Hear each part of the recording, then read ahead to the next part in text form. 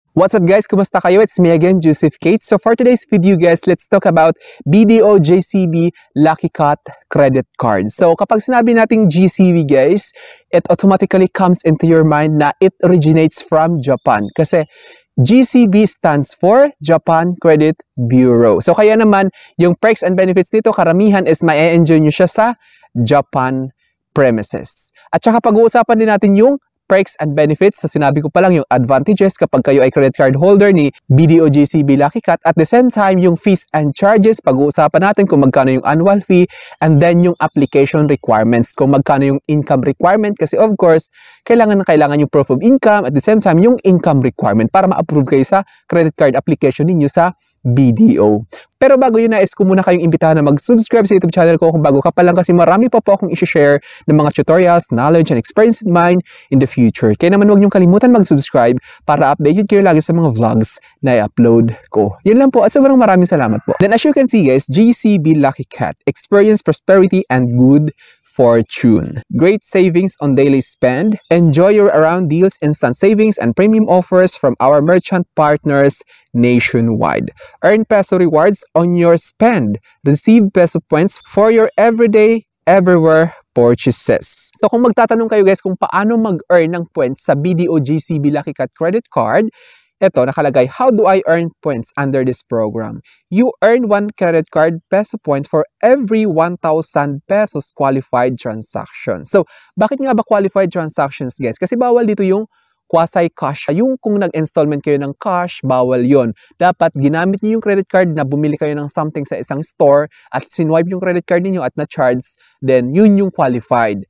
Then, for example, your 2,221 pesos spent earns you 2 peso points which is equivalent to 2 pesos. So, sa 1,000 pesos may 1 point kayo which is equivalent to 1 peso.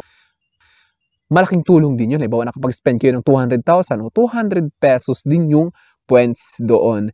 Qualified foreign currency transaction also earn credit card peso points. Each twice as much, get 2 times credit card peso points for every 1,000 pesos qualified spend as a special offer. So ito guys, mga promo lang to, minsan na nagto 2 times yung points niya. Pero yung regular points niya talaga na ma-earn is 1 peso point lang talaga siya.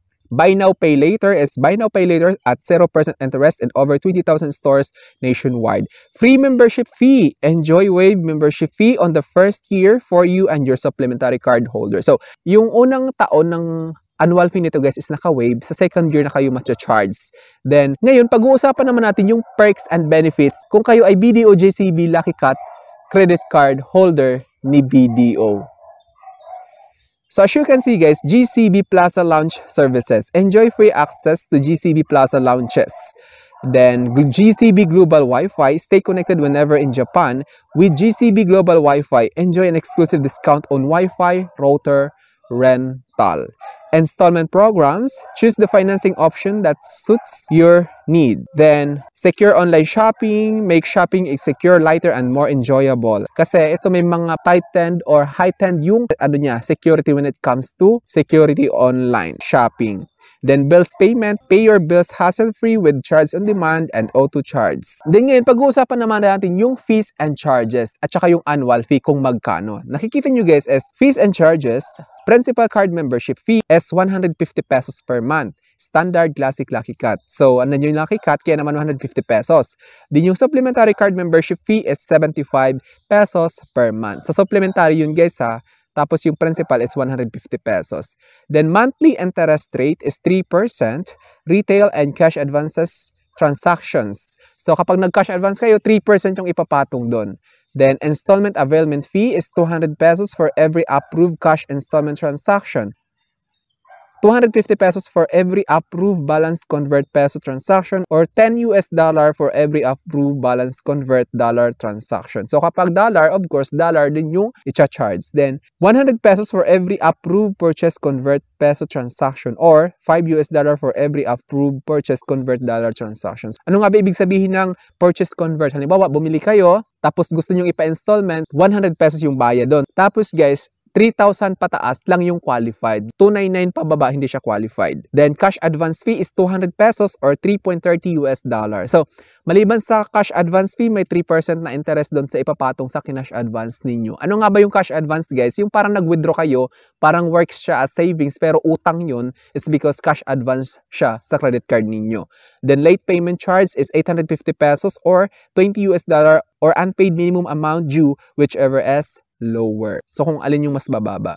Return check fee, ADA return fee is 1,250 pesos or 35 US dollar per return check insufficient ADA account. Sales slip retrieval fee is 300 pesos for each sales slip retrieved for local transaction or 500 pesos for each sales slip retrieved for international transaction. Last card replacement fee is 400 pesos. Ano nga ba ibig sabihin nito kapag nasira yung credit card nyo, nawala, or nagka-fraud dahil sa kagagawa ninyo? 400 pesos yung replacement fee. Then yung installment processing fee is 5% of the total remaining balance or 300 pesos for PHP denominated transactions or 10 US dollar for USD denominated transaction, whichever is higher. SOA reprint fee is 30 pesos or 1 US dollar per SOA request. Refund fee is 1% of the amount to be refunded or 100 pesos or 2.50 US dollar, whichever is higher. Kapag nag-overpayment kayo, tapos gusto nyo ipa-refund, yung 1% nun, kapag lumagpas ng 100 pesos, yun yung masusunod. Pero kung mas mababa, yung 1% doon sa gusto nyo ipa-refund, 100 pesos yung masusunod kasi whichever is higher. Overseas card delivery fee is 2,500. Tapos na tayo guys sa fees and charges. Ngayon, dapo naman tayo sa application requirements. Check your qualifications. 21 to 60 years old for principal and at least 13 years old for supplementary card holders. Applicant must be a Filipino citizen or a foreigner who is a resident of the Philippines. Minimum gross fixed monthly income is 15,000 pesos. So ito yung income requirement guys ng BDO JCB Lucky Cut credit card, 15,000 pesos po siya.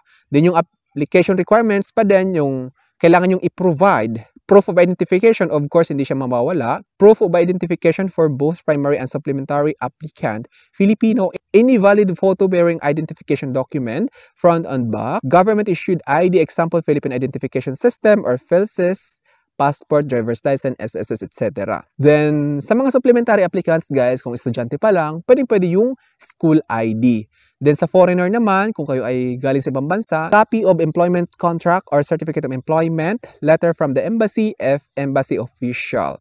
Any of the following valid documents, valid visa and work permit, Alien Certificate of Registration or ACR or Immigrant Certificate of Registration, ICR or ACR or valid passport with any of the following special investor resident visa. Ngayon, punta naman tayo sa proof of income. Of course, kailangan na kailangan to. Hindi mawawala to sa mga credit card application, yung proof of income. Employed applicants, photocopy of latest income tax return or ITR duly stamped as received by the Bureau of Internal Revenue, BIR or BIR Form 2316 signed by employers authorized representative mandatory. So, pag sinabing mandatory guys, kailangan na kailangan talaga siya. Plus any of the following latest full month pay slips, original certificate of employment indicating status, service tenure, and compensation breakdown. Or if with existing credit cards, copy of at least 2 months statements of account of your credit card that is at least 1 year on book. Then, para naman sa mga self-employed applicant, kung may mga sarili kayong negosyo, ganyan, photocopy of the latest income tax return, ITR, duly stamped as received by the Bureau of Internal Revenue, BIR, and audited financial statements for at least 2 years. Mandatory siya. Photocopy of registration of business name, mandatory. DTA registration for single proprietorship or SEC registration for partnership corporation. Mandatory din ito guys. Then yung pangatlo is yung last 3 months bank statements, optional. So hindi na siya kailangan. Kung wala kayo, okay lang. Kung meron, mas maganda. So I think that's all for now. Thank you so much for watching guys. Sana may na-share ko. It's me again, Joseph Kate. Don't forget to subscribe for videos. Bye-bye!